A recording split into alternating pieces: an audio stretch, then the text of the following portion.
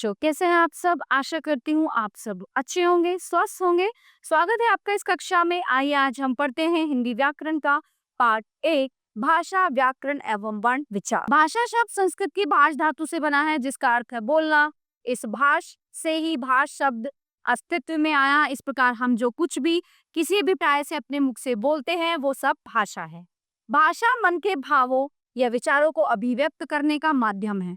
तो अगर हम इसकी परिभाषा की बात करें, तो जिस साधन के द्वारा मनुष्य अपने भावों या विचारों को बोलकर या लिखकर प्रकट करता है, उसे भाषा कहते हैं। भाषा के प्रकार। मनुष्य प्राय 3 प्रकार से अपने विचार प्रकट करता है: बोलकर, लिखकर, संकेतों द्वारा। व्याकरण में संकेतों को भाषा के रूप में स्थान नहीं दिया जाता, अतः विचार प्रकट करने की 2 प्रक्रियाएं, बोलना तथा लिखना ही व्याकरण में स्थान पाते हैं। इस प्रकार भाषा के 2 रूप हो जाते हैं: उच्चरित या मौखिक भाषा, लिखित भाषा। उपभाषा। बोली का विकास होने पर उसका क्षेत्र बढ़ जाता है। ऐसे में पढ़ा लिखा वर्ग भी उसे प्रयोग में लाने लगता है और उसमें साहित्य का निर्माण होने लगता है। इस स्थिति में ये उपभाषा का रूप लेने लगती है। ब्रज भाषा, अवधी, मैथिली तथा खड़ी बोली बोलियां हैं, परंतु साहित्य रचना में स्थान पाने पर ये उपभाषा बन गई है। अब बात करते हैं हिंदी भाषा। व्युत्पत्ति की दृष्टि से हिंदी शब्द की उत्पत्ति सिंधु शब्द से मानी जाती है। कुछ विदेशी लोग स का उच्चारण है करते हैं थे, इस कारण सिंधु शब्द का उच्चारण हिंदू हो गया। तो अतः हिंदुओं द्वारा प्रयुक्त भाषा हिंदी कहलाई। वास्तव में हिंदी किसी प्रदेश की भाषा नहीं है। सही अर्थों में ये एक भाषा न होकर भाषा समूह है, जिसमें अनेक भाषाएं, उपभाषाएं, बोलियां तथा उपबोलियां सम्मिलित है। ये एक प्रिय मधुर भाषा है जो अत्यंत विस्तृत क्षेत्र में बोली जाती है। हिंदी भाषा संविधान द्वारा स्वीकृत भारत की राजभाषा है।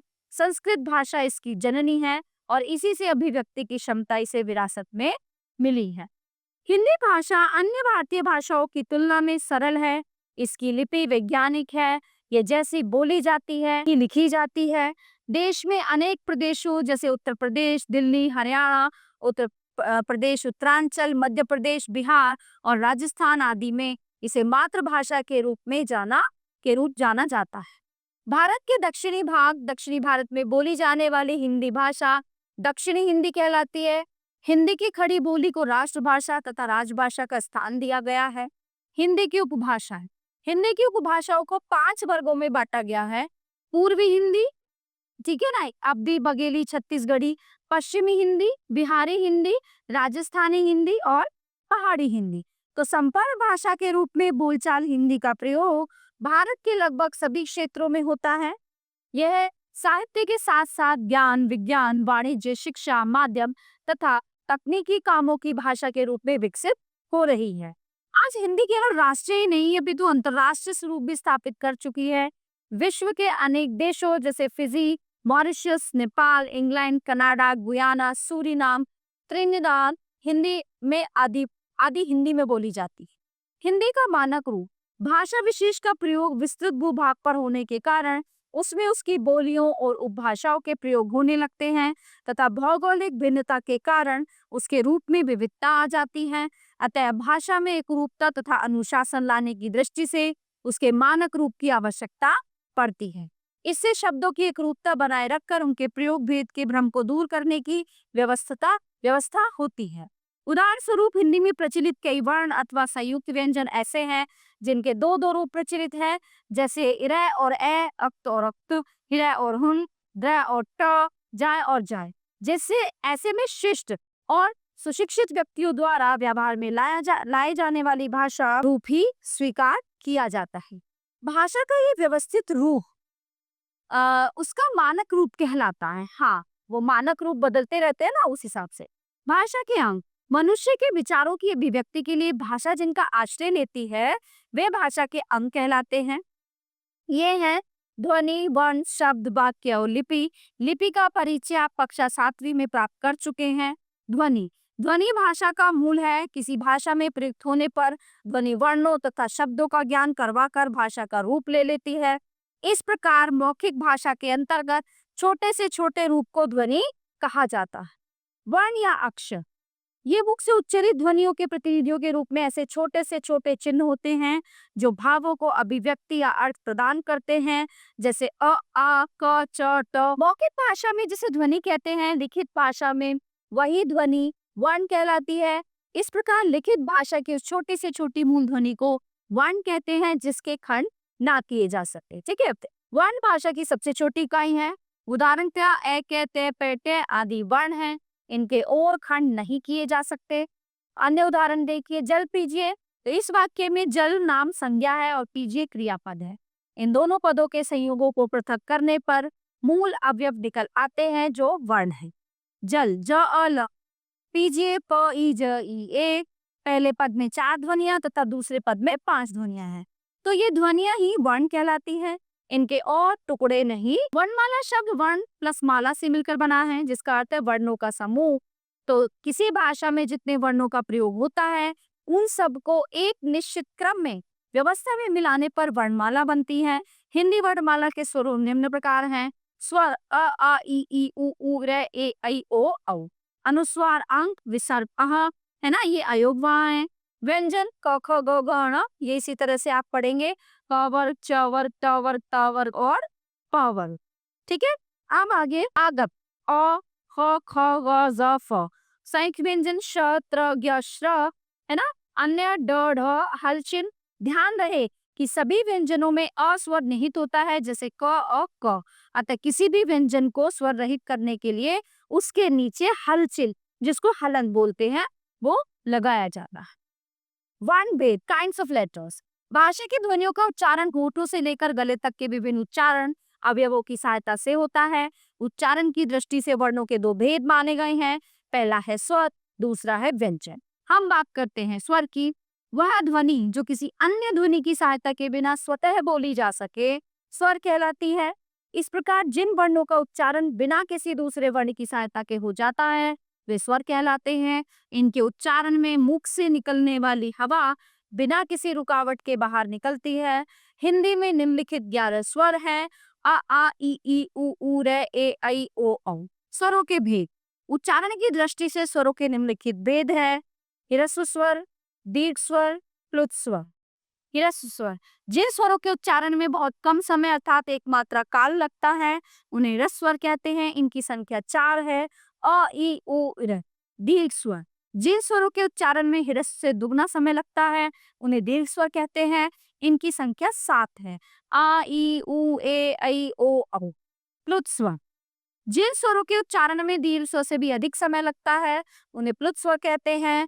प्लुत स्वर का निर्देश करने के लिए स्वर के आगे 3 यानी कि का अंक लिखने की परंपरा रही है, जैसे ओम, परंतु हिंदी में इस प्रकार का प्रचलन। अंग्रेजी के अनेक शब्दों का प्रयोग आजकल हिंदी में होने लगा है।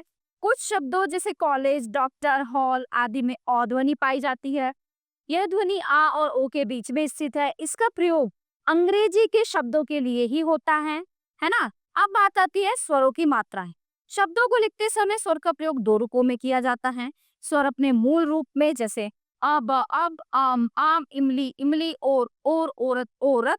यदि यहाँ ए आ ई ओ औ अपने मूल रूप में है, ठीक है, तो स्वर मात्रा के रूप में राजा, है ना, कील, इन शब्दों में आ तथा ई स्वरों का प्रयोग मात्रा के रूप में हुआ है। लिखते समय व्यंजन के साथ स्वर का जो रूप जोड़ा जाता है उसे मात्रा कहते हैं। और देखिए यहाँ पे स्वरों की मात्राएं निम्न प्रकार हैं, है ना। ए आ ई, ये पूरा आप पढ़ेंगे तो आपको समझ आ जाएगा। विशेष, अ की मात्रा नहीं होती, सभी व्यंजन अ को मिलाकर ही बोले जाते हैं। अ रहित व्यंजन के नीचे हल्का चिन्ह लगा देते हैं। ऊ की मात्राएं रे के साथ मध्य में लिखी जाती हैं, जैसे रुक, रुपया, रूप आदि। रे की मात्रा रे के साथ नहीं जोड़ी जाती। शे के साथ रे की मात्रा जुड़ने पर भिन्न रूप बनता है, जैसे श्र, श्रा। उत्पत्ति या रचना के आधार पर स्वर भेद। उत्पत्ति के आधार पर स्वर के 2 भेद हैं, मूल स्वर, संधि स्वर। मूल स्वर होता है जो स्वर दूसरों के मेल से नहीं बने हैं, उन्हें मूल स्वर कहते हैं। ये 4 हैं, अ ई उ रे। संधि स्वर, जो स्वर 2 या 2 से अधिक मूल स्वरों के मेल से बने हैं, उन्हें संधि स्वर कहते हैं। यह है अ, ई, उ, ए, ऐ, औ। अयोगवह, हिंदी वर्णमाला में स्वरों और व्यंजनों के अतिरिक्त 2 अन्य वर्ण भी हैं, अंग तथा अह। इन दोनों का प्रयोग स्वरों के बाद होता है। ये ना तो स्वरों की गणना में आते हैं और ना ही व्यंजनों में स्थान पाते हैं। स्वरों के साथ प्रयोग किए जाने के कारण ये व्यंजन भी नहीं बन पाते तथा स्वतंत्र रूप से प्रयोग ना किए जाने के कारण इन्हें स्वर भी नहीं कहा जा सकता, इसलिए इन्हें अयोग्यवहा कहा जाता है। आप अनुस्वार ये अंग अपने से पूर्व वर्ण के ऊपर बिंदु के रूप में प्रयुक्त होता है, जैसे हंस, कंठ, गंगा, अंगूर, अंग आदि। इसका उच्चारण स्वर के बाद होता है तथा ध्वनि नाक से निकलती है। अनुनासिक, अनुनासिक का उच्चारण सभी स्वरों के साथ होता है। इसका चिन्ह चंद्र बिंदु है। इसका उच्चारण अनुस्वार की अपेक्षा थोड़ा हल्का होता है। इसका उच्चारण करते समय हवा नाक और मुंह दोनों से निकलती है, जैसे हंस, आ, हस, आ आदि। विसर्ग का उच्चारण है की भांति होता है। ये भी अनुस्वार की भांति स्वरों के बाद प्रयुक्त होता है। आजकल हिंदी की प्रकृति से विसर्गों का कोई संबंध नहीं रहा। इनका प्रयोग केवल संस्कृत के मूल शब्दों के साथ होता है, जैसे प्रातः है, गमः है आदि। व्यंजन, जिन वर्णों का उच्चारण करते समय मुख से निकलने वाली वायु रुकावट के साथ बाहर निकलती है और उनके स्पष्ट उच्चारण में स्वरों की सहायता लेनी पड़ती है, उन्हें व्यंजन कहते हैं। व्यंजनों के भेद, व्यंजनों के अग्रलिखित 3 भेद हैं: स्पर्श व्यंजन, अंतस्थ व्यंजन, ऊष्म व्यंजन। स्पर्श व्यंजन, स्पर्श का शाब्दिक अर्थ है छूना। तो जिन वर्णों के उच्चारण में जिह्वा मुख के विभिन्न भागों का स्पर्श करती है वे स्पर्श व्यंजन कहलाते हैं। ये क से मैं तक हैं और इनकी संख्या 25 होती है। अंतस्थ व्यंजन, इन व्यंजनों का उच्चारण करते समय जिह्वा मुख के किसी भी भाग को पूरी तरह नहीं छूती तथा इनके उच्चारण में श्वास का अवरोध बहुत कम होता है। इनकी संख्या 4 है। य, र, ल, व। ऊष्म व्यंजन, इन व्यंजनों के उच्चारण में हवा मुंह के विशेष भागों को स्पर्श करने के कारण गर्म हो जाती है, इसलिए इन्हें ऊष्म व्यंजन कहा जाता है। इनकी संख्या 4 है। श, श, स, ह। संयुक्त व्यंजन, 2 या 2 से अधिक व्यंजनों के संयोग से बनने वाले व्यंजन संयुक्त व्यंजन कहलाते हैं, जैसे क्ष, क्षत्रिय, ज्ञ, ज्ञान, त्र, त्राण और श्र, स्वरण। आप बात करते हैं द्वित्व व्यंजन की। ये क्या होता है? द्वित्व व्यंजन, जो व्यंजन 2 समान व्यंजनों के संयोग से बनते हैं वे द्वित्व व्यंजन कहलाते हैं, जैसे क, मक्का, चक्कर, त, पत्ता, कुत्ता, ल, गल्ला, हल्ला, तन्नी। आप स्वनिम ध्वनियां, हिंदी में कुछ अन्य ध्वनियां भी विकसित हो गई हैं, तो ऐसे ध्वनियों को स्वनिम ध्वनियां कहते हैं। ड़, ढ स्वनिम ध्वनियां हैं। ये दोनों डै, ढै से विकसित हुई हैं। उच्चारण के समय डै, ढै ध्वनियां शब्द के शुरू में तथा शब्द के बीच में संयुक्त व्यंजनों के रूप में आती हैं। तो शब्द के बीच तथा अंत में ये ड, ढ में बदल जाती हैं, जैसे ड, ड, डमरू, डलिया, अड्डा, सड़क, पकड़, मोड़ आदि, है ना। ड, ढ, ढक्कन, ढेर, गड्ढा, गढ़, पट आदि।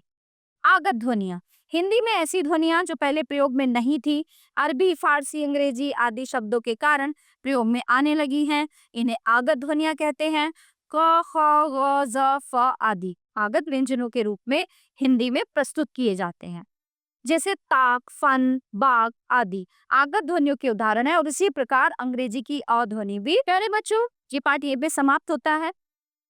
ठीक है, तो ये था हमारा पाठ भाषा, लिपि, व्याकरण, और आशा करती हूँ ये पाठ आपको बहुत अच्छे से समझ आया होगा। मिलते हैं अगली कक्षा में। धन्यवाद।